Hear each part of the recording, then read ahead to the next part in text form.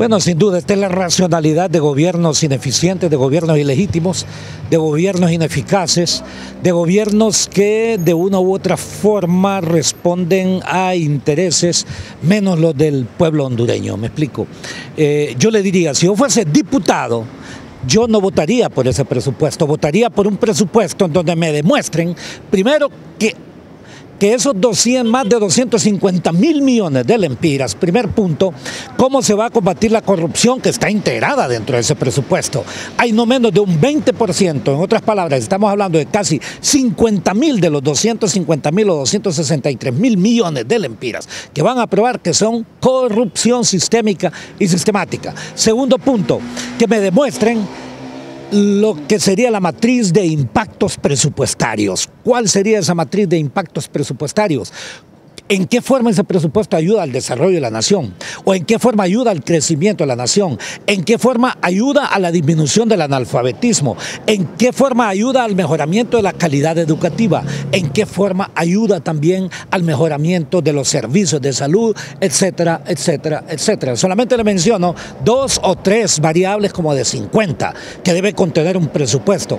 El cuarto punto estaría enfocado a cómo se va a financiar ese presupuesto. Si como gran parte de este presupuesto lo vamos a financiar en realidad con impuestos que pagamos todos. Aquí dicen que solamente la clase media paga impuestos. Es mentira. Los pobres pagan proporcionalmente más. Cuando compran una libra de frijoles, ahí está contenido el impuesto. ¿No es cierto? Que no pagan impuestos sobre la renta, obvio, porque los sueldos y salarios en nuestro país son sueldos y salarios de explotación. Entonces, yo le diría simple y sencillamente que estamos en otro momento en donde yo le diría se mezcla la tragedia con el drama en nuestro país. Ahora, doctor, en otro tema sobre la privatización de la empresa de energía eléctrica, que cuando pues les habían dado bonos para poder pagar sobre de la energía renovable. Bueno, yo le diré 3 cosas. Primero, los que se pretenden erigir en salvadores de la NE son los que funcionarios públicos corruptos de múltiples gobiernos son los que provocaron la descapitalización y la destrucción de todas las empresas públicas. Primer punto. Segundo punto, la privatización se hace sobre 3 cosas, o sobre las empresas, o sobre los activos, o sobre las ganancias. ¿Y qué es lo que han hecho? Privatizar las ganancias desde hace tiempo. ¿Cómo? Mediante un procedimiento que es una violación a la economía nacional, que son haber negociado tarifas a precios elevadísimos, algunos de ellos más del doble, o sea que el hondureño está pagando más del doble de lo que quería pagar por energía. En consecuencia, esa es la forma como se han privatizado las ganancias. ¿Por qué? Porque esto aumenta los enormes costos, aumenta el endeudamiento, aumenta los precios de la energía también para cada uno de nosotros, los ciudadanos, mientras que esos grupos que han sido beneficiados son los que están financiando a presidentes corruptos, a diputados corruptos, a ministros corruptos, etcétera, etcétera, etcétera. Entonces, ¿qué es lo que deberíamos hacer? Uno, una revisión de todos los contratos de energía. Vea, en El Salvador hay contratos de energía a 5 centavos de dólar por kilovatio hora. Y en Honduras tenemos algunos hasta de 23, suscribimos en su oportunidad hasta 24 centavos de dólar por kilovatio hora, o sea, 5 veces más que en El Salvador. Primer punto. Segundo punto, yo haría una reevaluación de todos los activos de la Empresa Nacional de Energía Eléctrica, del SANAA, de Hondutel, de la Empresa Nacional Portuaria, etcétera, etcétera. Al hacer una reevaluación de activos, entonces yo emito acciones por el 49% de esas acciones y ya se las cotizo, las vendo. Siempre la propiedad fundamental sería del Estado, pero no estoy comprometiendo a esa empresa, no la estoy descapitalizando, al contrario, la estoy capitalizando y estoy haciéndola viable. Ese es el tipo de acciones que debería hacer un verdadero funcionario público que responde al interés de la nación y no los intereses de quienes le han financiado sus campañas políticas. En este caso, doctor, aplica la tesis que dicen algunos sectores, como por ejemplo en el caso de los hospitales públicos que generan crisis para poder privatizar las instituciones. ¿Se puede aplicar esta tesis en este caso de la empresa de energía eléctrica? Es exactamente la misma tesis. Vea, en Hondutel se le prohibió a Hondutel que explotase la telefonía móvil. ¿Con qué objetivo? Con el objetivo de trasladarse al sector privado. Hubo un supuesto empresario, digo supuesto porque ese nunca arriesgaba nada, así que no es empresario, que recibió una concesión del Estado de energía, de telefonía móvil, y la vendió 6 meses después a Carlos Slim por casi $50 millones. Ganancia enorme. ¿Cuánto le costó? No sé cuánto le habrá pagado a algunos diputados que fueron los que promovieron precisamente esa concesión. Y la concesión, además, no se puede vender porque la concesión es propiedad del Estado. La concesión, perdón, es propiedad del Estado, y siendo propiedad del Estado usted no se la puede trasladar a nadie, ni es tampoco por herencia.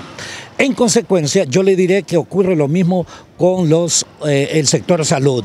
Se ha deteriorado tanto el servicio de salud pública en forma planificada por sectores que lo que pretenden justificar en el imaginario, y no solamente en el imaginario, sino que en el real colectivo, que es mejor la privatización, ¿me explico? Y así es como se ha operado en un país como Honduras, olvidándose exactamente que la función educación, la función salud, la función energía eléctrica, agua, puertos, aeropuertos, red vial y todo lo demás son sobre todo responsabilidades de un Estado que no las puede trasladar a servicios privados que de una u otra forma piensan solamente en su tasa de rentabilidad. Esto es entonces como una confabulación del Estado, es un nuevo modelo, no nuevo, podría decirse que es un modelo de sistema político. Así es, y yo llamaría, si fuese diputado, yo llamaría a un juicio político al actual persona que asume la presidencia del Ejecutivo en forma ilegal, ilegítima, inconstitucional. Llamaría también a todas las personas que han sido ministros de Finanzas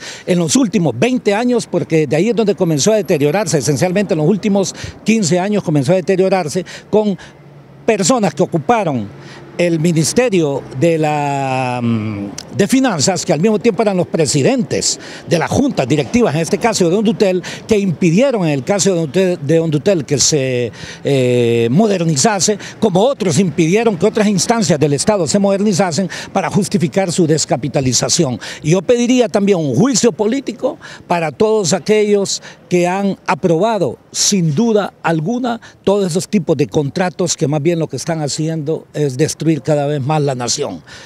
Eso es. ¿De qué forma impacta la economía hondureña este modelo, este sistema que tenemos los hondureños? Impacta significativa y negativamente, porque esto que nosotros llamamos sistema político, porque no hay políticos en Honduras en sentido estricto, o sea, hay uno que otro. ¿Y qué es un político? Un político es aquel que no piensa en su interés individual, un político es el que piensa en la nación. La política y la filosofía política descansa en la necesidad de transformar y desarrollar las naciones, no en hacerse multimillonarios como ha ocurrido en nuestro país. La política sirve en consecuencia para resolver los problemas fundamentales, y en consecuencia esta, entre comillas, clase política en donde casi todos los partidos políticos son dirigidos por personas corruptas, por personas también sin ninguna visión de país, sin ningún compromiso por transformar la nación, y en donde más bien se caracterizan por reproducir el abuso, la impunidad y la corrupción. Entonces también, de una u otra forma, por eso yo digo, es el pueblo el que tiene la última palabra, y yo espero que el pueblo deje de ser también tan permisivo y sea de una vez un verdadero ciudadano organizado, que no deje en los dirigentes de los partidos políticos decidir su futuro, porque no son ellos los que deben definir el futuro, somos los ciudadanos organizados. También, no tampoco organizaciones gremiales que a veces no responden a los intereses ni de sus agremiados, y que transformemos esta nación, porque el artículo 3 de la Constitución de la República nos lo faculta, el derecho a la rebelión, y ahí hay sin límites, rebelión de cualquier naturaleza.